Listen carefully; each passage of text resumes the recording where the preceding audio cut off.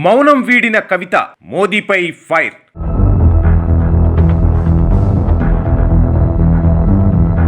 Delhi liquor scam లో తీహార్ జైల్లో కవిత చాలా కాలం ఉన్న తర్వాత బెయిల్ వచ్చింది. బెయిలుపై విడుదలైనప్పటి నుండి పూర్తిగా రాజకీయాల విషయంలో సైలెంట్ గా ఉన్నారు. ఎలాంటి వ్యాఖ్యలు చేయడం లేదు. అదే సమయంలో పార్టీ కార్యక్రమాల్లోనూ చురుగ్గా పాల్గొనడం లేదు. హఠాత్తుగా అదానీ అంశం వెలుగులోకి వచ్చిన తర్వాత నేరుగా ప్రధాని మోదీనే ప్రశ్నిస్తూ లేఖ రాయడం ఇప్పుడు సంచలనంగా మారింది.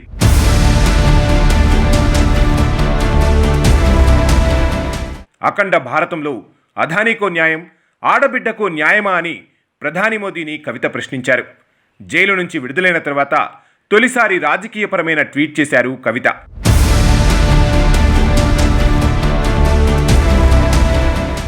ఆధారాలు లేకున్నా ఆడబిడ్డను కాబట్టి అరెస్టు చేయడం ఈజీ, ఆధారాలు ఉన్నా అదానీని అరెస్టు చేయడం మాత్రం కష్టమా అని ప్రశ్నల వర్షం కురిపించారు. ఎన్నిసార్లు ఆరోపణలు వచ్చినా ప్రధాని అదానీ వైపే అని మండిపడ్డారు. తర్వాత ఇంగ్లీష్లో మరో ట్వీట్ పెట్టారు కవిత. అఖండ భారత్ సాధిస్తామని ప్రచారం చేశారని, చివరికి సెలెక్టివ్ న్యాయం పాటిస్తున్నారని మండిపడ్డారు. అదానీపై చర్యలు తీసుకోకుండా ఎవరు అడ్డుపడుతున్నారని కవిత ప్రశ్నించారు.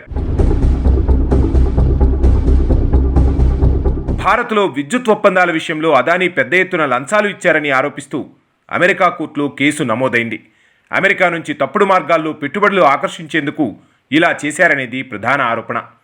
ప్రతిపక్ష నేత రాహుల్ గాంధీ అదానీని అరెస్టు చేసి విచారణ చేయాలని డిమాండ్ చేస్తున్నారు. కవిత ఇప్పుడు సైలెన్స్ బ్రేక్ చేయడం అనూహ్యమేనని, మోదీతో బీజేపీతో తాడో పేడో తేల్చుకుందామని డిసైడ్ అయ్యారని బీఆర్ఎస్ వర్గాలు అంటున్నాయి.